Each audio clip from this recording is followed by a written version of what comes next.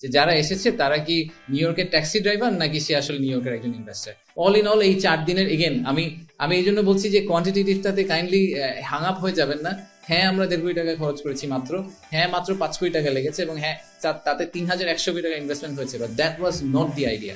The idea is to build a pipeline to change the narrative of Bangladesh, এবং সেটাই আমরা push করার চেষ্টা করেছি। প্রথমে বলি বিনিয়োগকারীরা কি ধরনের কনসার্ন রেজ করেছেন। একদম আপনি যেহেতু মোটা দাগে বলতে বললেন, আমি আরেকটা কোয়েশ্চেন নিতে পারবো, তাহলে মোটা দাগে 2টা পয়েন্ট বলি। বিনিয়োগকারীরা বলেছেন, প্রথমটা বলেছেন যারা প্রথমবারের মতো বাংলাদেশে এবার এসেছেন তারা সবাই বলেছেন যে ওনাদের পরিচিত যত অর্গানাইজেশন আছে এবং কোম্পানি আছে তাদেরকে আসলে ঠিক এনাদের মতো করে আমাদের বাংলাদেশে একবার নিয়ে আসা দরকার। বাংলাদেশে ফিজিক্যালি আসা ছাড়া কোনোভাবেই বাংলাদেশকে ফুল ভিজুয়ালাইজ করা সম্ভব না, বাংলাদেশের মানুষকেও ভিজুয়ালাইজ করা সম্ভব না। কারণ আমাদেরকে মোটা দাগে সাউথ এশিয়ান একটা নেশন হিসেবে ফেলে দেওয়া হয় এবং আমাদেরকে মোটা দাগে ওই হাইলি ডেন্স এবং বন্যার্থ এই সেই হ্যান ত্যান বিভিন্ন ধরনের নেগেটিভ ন্যারেটিভের উপর বেস করে বাংলাদেশকে অ্যাজিউম করে নেওয়া হয়। তো এই বাংলাদেশের মানুষের যে রেজিলিয়েন্স, বাংলাদেশের মানুষের যে অ্যাটিটিউড, এই অ্যাটিটিউডটা আসলে এই স্পিরিট আপনি ফিজিক্যালি ইন্টারাক্ট না করলে কোনোদিন ধরতে পারবেন না। সো এইটা তাদের সবার কমন ফিডব্যাক। যারা প্রথমবার এসেছেন বলেছেন যে ওনারা দেয়ার সারপ্রাইজ এবং ওনারা মনে করেন যে আমাদের আরো উচিত যে এরকম যারা বাংলাদেশের কথা চিন্তাও করেন নাই বা করা উচিত তাদেরকে আমাদের ধরে ধরে বাংলাদেশে নিয়ে আসে। সো আমাদেরকে এটা একটু মাথায় রাখতে হবে। আর দ্বিতীয়ত হচ্ছে যারা অলরেডি বাংলাদেশের কথা কনসিডার আগে করেছেন এবং স্ট্রাগল করছেন তাদের একটা বড় ফিডব্যাক হচ্ছে যে বাংলাদেশের বিজনেস কেস জানার পরেও বাংলাদেশে ব্যবসা শুরু করাটা এত কঠিন। একটা ফ্যাক্টরি যদি লাইসেন্স পেতে এবং গ্যাস ইলেকট্রিসিটি কানেকশন পেতেই 2 বছর লেগে যায়, তো তার বিজনেস কেস তো আসলে আর থাকে না। সো আমাদেরকে ওই ক্লায়েন্টের হ্যান্ড হোল্ডিং এর পিসটাতে আরো অনেক কাজ করতে হবে সরকার থেকে, যাতে তাদের এই এক্সপিরিয়েন্সটা অনেক বেটার হয়। আর আপনার লাস্ট কোয়েশ্চেনটা, যে আমরা যেই কারণে বলছি সরকারের কেন খরচ হয়েছে, কারণ আমার ওয়ালেট তো গভর্নমেন্ট ওয়ালেট। সো আমি এই জন্য বলেছি আমার গভর্নমেন্ট ওয়ালেটের টোটাল খরচ কত হয়েছে। আমার পার্টনার অর্গানাইজেশন ছিল ওয়ার্ল্ড ব্যাংক, ইউএনডিপি, ফিকি, ইন্ডিপেন্ডেন্ট যারা অর্গানাইজ করেছে তারা অনেক ঘাম ছড়িয়েছে, সেটা আমি বাদ দিলাম, সেটারও একটা কস্ট আছে, but let's take that aside. But একদম যদি আপনি বলেন যে ফিজিক্যাল টাকা ইনজেকশন কত করা হয়েছে, সেটা রাফলি 5 কোটি টাকার মতো। বাকি টাকাটা আমাদের পার্টনার অর্গানাইজেশন গুলো আমাদেরকে সাপোর্ট দিয়ে করেছে, almost in the form of grant. They thought যে দিস ইজ ইম্পর্টেন্ট ফর বাংলাদেশের ব্র্যান্ড বিল্ডিং এর জন্য, তাই তারা আমাদেরকে ওইটা দিয়ে সাপোর্ট করেছে। সো অল ইন অল এই 4 দিনের এগেন আমি এই জন্য বলছি যে কোয়ান্টিটেটিভটাতে কাইন্ডলি হ্যাং আপ হয়ে যাবেন না। হ্যাঁ, আমরা 1.5 কোটি টাকা খরচ করেছি মাত্র, হ্যাঁ মাত্র 5 কোটি টাকা লেগেছে এবং হ্যাঁ তাতে 3100 কোটি টাকা ইনভেস্টমেন্ট হয়েছে, but that was not the idea. The idea is to build a pipeline to change the narrative of Bangladesh, এবং সেটাই আমরা পুশ করার চেষ্টা করেছি। আপনাদের সবাইকে আমরা 100% অ্যাক্সেস দেওয়ার চেষ্টা করেছি। অনেক সময় অনেক ইভেন্টে অ্যাক্সেস দিতে পারিনি, কারণ এত মানুষ ছিল, ক্রাউডেড হয়ে গেছিল যে আমরা সুযোগ পাইনি। বাট আমি আশা করছি যে আপনারা সবাই কোনো না কোনো সময় সামিটে কখনো এক সময় গিয়েছিলেন, আপনারা ইনভেস্টরদের সাথে কথা বলার চেষ্টা করেছেন, তাদেরকেও আমরা ফুল অ্যাক্সেস দিয়েছি যাতে আপনাদের সাথে কথা বলতে পারে। সো এই প্রশ্নের জবাব আমার দেওয়া উচিত না, এই প্রশ্নের জবাব আপনারা দিবেন, মিডিয়া দিবে, এই প্রশ্নের জবাব জেনারেল পাবলিক দিবে, বাংলাদেশের লোকাল ইনভেস্টররা দিবে, যে যারা এসেছে তারা কি নিউ ইয়র্কের ট্যাক্সি ড্রাইভার নাকি সে আসলে নিউ ইয়র্কের একজন ইনভেস্টর। সেই প্রশ্নটা আসলে আপনাদের কাছে আমার ফেরত দেওয়া উচিত, এই প্রশ্নের উত্তর আমার দেওয়ার দরকার নেই।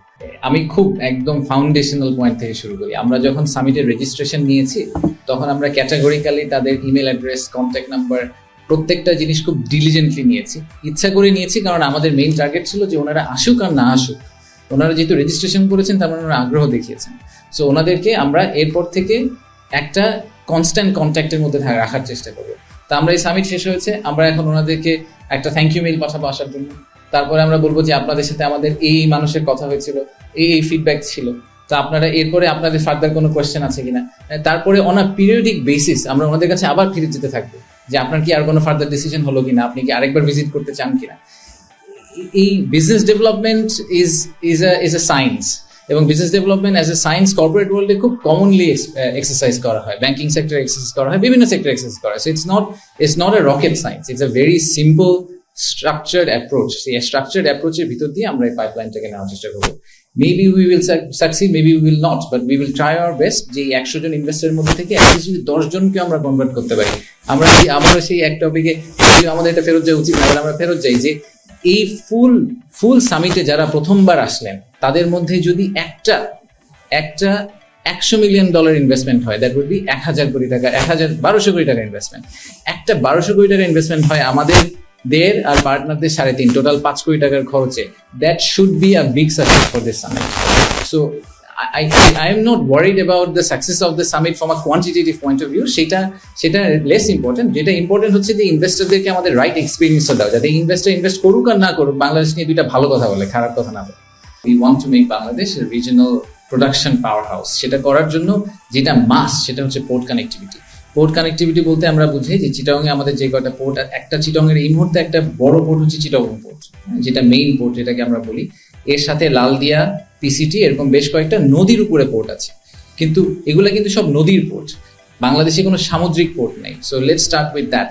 আমরা বে টার্মিনাল নিয়ে অনেক দিন ধরে কথা বলছি। সিঙ্গাপুরের একটা কোম্পানি আছে, দুবাইয়ের একটা কোম্পানি আছে, পিএসএ এবং টিপি ওয়ার্ল্ড, তারা অনেক দিন ধরে চেষ্টা করছে।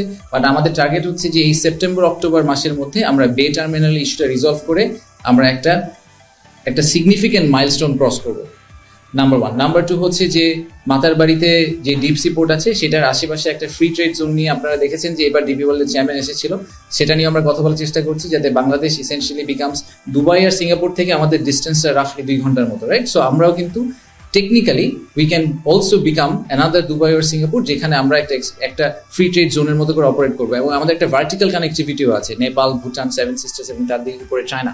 So we would like to utilize that the most.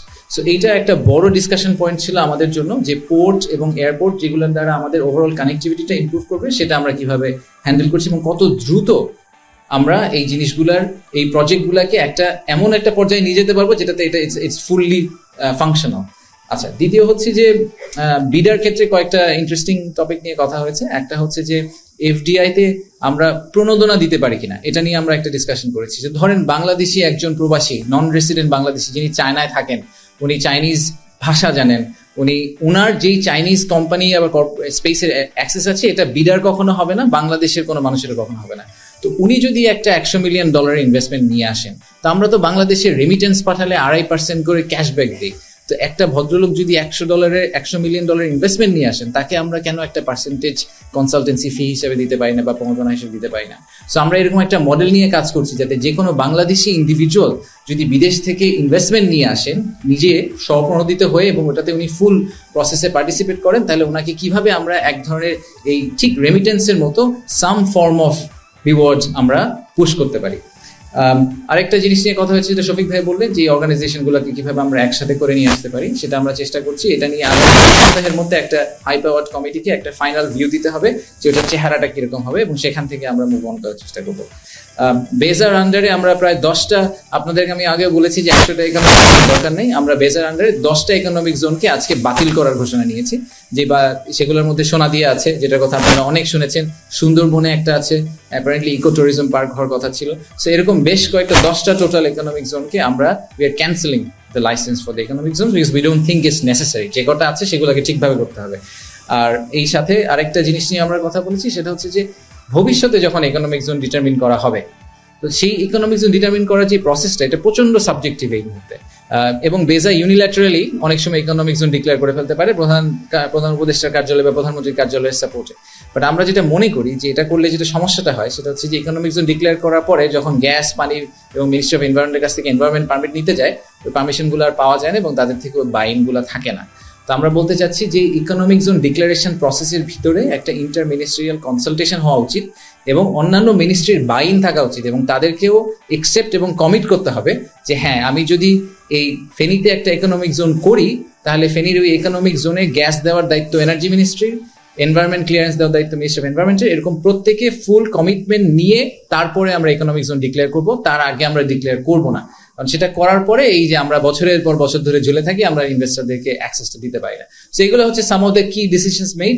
এবং আচ্ছা, সরি, হ্যাঁ, ওয়ান স্টপ সার্ভিস নিয়ে অনেক লম্বা কথা হয়েছে আজকে।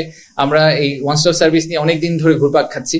তো একটা বড়, আমি ইনভেস্টরদের সাথে কথা বলে সবসময় যেটা শুনি, সেটা হচ্ছে এখানে দুইটা সমস্যা। একটা হচ্ছে যে ওয়ান স্টপ সার্ভিস, যেটাকে আমরা ডিজিটাল বলি, এটা এখন অনেক ক্ষেত্রেই ম্যানুয়াল।